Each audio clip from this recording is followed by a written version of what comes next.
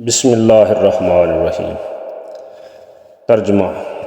انس بن مالک رضی اللہ عنہ سے روایت ہے کہ رسول اللہ صلی اللہ علیہ وسلم نے فرمایا، جس نے 2 لڑکیوں کی پرورش و تربیت کی یہاں تک کہ وہ بالغ ہو گئی تو وہ روز قیامت اس حال میں آئے گا کہ میں اور وہ، یہ کہہ کر آپ صلی اللہ علیہ وسلم نے اپنی انگلیوں کو آپس میں ملا لیا، یعنی ان 2 انگلیوں کی طرح قریب قریب ہوں گے۔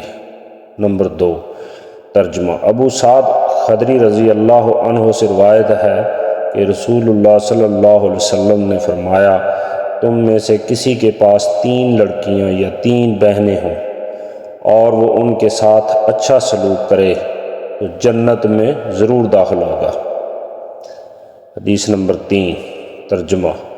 حضرت عائشہ رضی اللہ عنہا فرماتی ہیں کہ رسول اللہ صلی اللہ علیہ وسلم نے فرمایا، جو شخص لڑکیوں کی پرورش سے 2 ہو پھر ان کی پرورش سے آنے والی مصیبتوں پر صبر کرے تو یہ سب لڑکیاں اس کے لیے جہنم سے آڑ بنیں گی۔